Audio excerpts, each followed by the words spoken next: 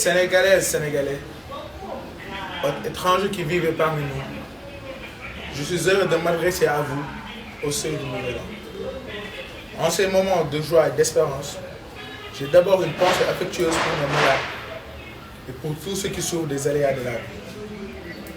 Je salue avec respect la mémoire de nos morts, d'illustres fils de la nation ravis à notre affection récemment. Puissent les valeurs élevées d'amour patriotique, de culte de la paix et de la fraternité humaine qu'ils ont incarnées nous servir de viatique sur le chemin de notre destin partagé. Des calendriers qui traduit l'harmonie de notre nation dans sa diversité, le Nouvel An correspond cette année à quelques jours près du grand Gamou, retrouvé dans la paix et dans la communion. C'est notre vœu le plus cher pour notre Casamance. Je reste pour ma part déterminé à poursuivre le dialogue déjà engagé pour le règlement pacifique et durable de la crise casamançaise. Mes chers compatriotes, au cours de l'année qui s'achève, nous avons vécu des moments de tension et de fortes émotions et de graves inondations qui ont occasionné des pertes énormes. Mais en toutes circonstances, nous avons montré que ce qui nous unit est plus fort que ce qui nous divise. Ces vertus, mes chers compatriotes, nous devons les cultiver pour relever les défis à venir. S'y ajoute au contexte sous-régional de crise qui affecte négativement notre économie, en dépit de toutes ces difficultés, nos efforts de réduction de train de vie de l'État et de rationalisation des dépenses budgétaires nous ont permis de dégager d'importantes ressources pour assister les populations touchées par la crise alimentaire, subventionner le prix de l'électricité et soutenir la campagne agricole.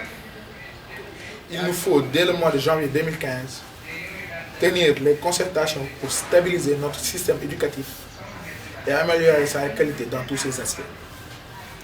J'accorde à cet égard une attention particulière à la promotion de la formation technique et professionnelle à tous les niveaux pour répondre aux besoins du marché de l'emploi. Mes chers compatriotes, malgré nos bonnes performances agricoles de cette année, l'autosuffisance alimentaire reste encore un objectif à atteindre pour notre pays.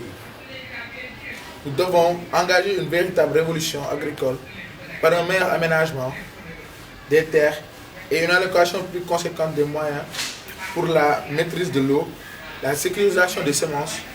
À ce titre, je suis heureux d'annoncer que le gouvernement compte acquérir plus de 1000 tracteurs et divers équipements ruraux dans la perspective de la prochaine campagne agricole. Je tiens par-dessus tout à ce que le producteur soit rémunéré au juste prix de son dur labeur. C'est fort de cet espoir et de cette confiance que je vous présente mes meilleurs vœux pour le Nouvel An.